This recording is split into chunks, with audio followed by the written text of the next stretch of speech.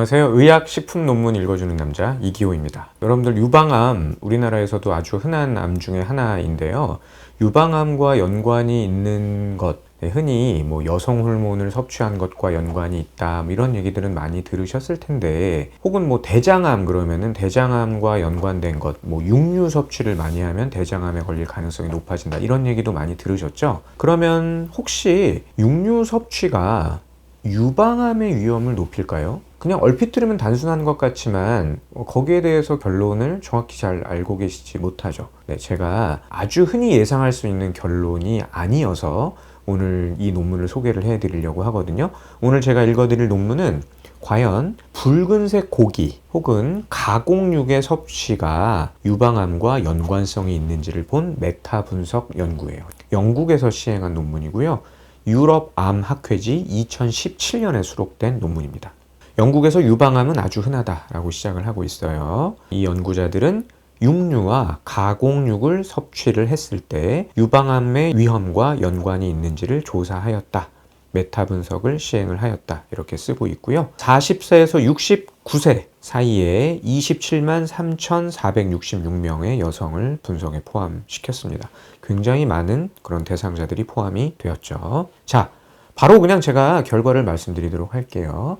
어찌 보면은 이 테이블 2가 결과의 핵심인데요. 여기 보시면 육류 섭취가 유방암과 연관이 있는 것처럼 보여요. 그런데 오른쪽으로 가면 연관이 없다고 나오거든요. 이것은 그냥 얼핏 봤을 때는 육류를 섭취했을 때 유방암과 연관이 있는 것처럼 보였는데, 거기에 흡연이라는 변수를 넣어보고 음주라는 변수를 또 생각해보고 체중이라는 변수, 운동이라는 변수를 다 보정을 해서 분석을 했더니 육류 섭취와 유방암의 위험도는 연관성, 의미가 없어지더라는 얘기예요. 한마디로 오히려 유방암과 흡연이나 음주, 체중, 운동의 영향이 더 있는 거지 육류 섭취와 유방암과는 별로 의미 있는 연관성이 없더라라는 겁니다. 자, 반면에 가공육을 보시면, 가공육이라는 게 이제 햄 이런 거죠. 음주, 흡연, 체중, 운동 이런 것들을 다 보정을 하더라도 확실히 가공육 섭취와 유방암 간의 연관이 있더라라는 결과예요. 그리고 결과 내용 중에는 어떤 얘기도 있냐면요. 이제 가공육을 얼마나 많이 섭취했느냐에 따라서 그룹을 또 나눈 거예요. 그런데 그 중에 이 가공육을 많이 섭취한 그룹은 가공육을 더 많이 먹으면 먹을수록 유방암의 위험도도 그만큼 더 높아지더라. 가공육은 그냥 연관성만 있는 게 아니고 많이 먹은 그룹에서는 더 먹을수록 더 높아지더라. 특히 가공육 섭취와 유방암의 위험이 가장 높은 집단은 폐경 전 여성보다는 폐경 후 여성에서 가장 높았다.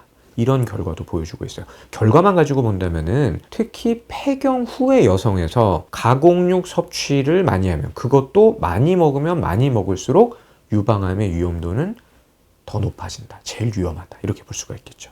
자, 이 결과를 그림으로 설명드리면요. 붉은 고기 섭취와 유방암과의 관련성을 그림으로 잘 보여주고 있는 거예요. 순서대로 유방암에 걸린 사람 모두, 그 중에서 폐경 전에 유방암에 걸린 사람, 그 다음에 폐경 후에 유방암에 걸린 사람이에요. 이 다이아몬드가 가운데 세로줄에 걸쳐 있으면 통계적으로 의미가 없는 거예요. 양다리 걸치면 의미가 없는 거예요. 근데 보면은 모든 유방암에 걸린 사람 그룹, 폐경 전에 유방암에 걸린 사람 그룹, 폐경 후에 걸린 사람 그룹이 모두 다이아몬드가 세로줄에 이렇게 걸쳐 있잖아요. 통계적으로 의미가 없다. 양다리 걸친 거는 통계적으로 의미가 없다. 자, 반면에 이번에는 가공육과 유방암의 관련성, 가공육과 유방암의 관련성을 나타낸 그림인데요. 유방암에 걸린 모든 사람들, 특히 폐경 후에 유방암에 걸린 여성들은 그 다이아몬드가 세로줄에 걸쳐 있지 않죠. 한쪽으로 이렇게 가 있잖아요. 가공육은 특히 폐경 후 여성에서 유방암 위험과 관련이 있다라는 얘기입니다. 자, 결과는 아주 명료하죠. 이 연구 대상자들로 포함된 사람이 아주 많잖아요. 20만 명이 넘으니까.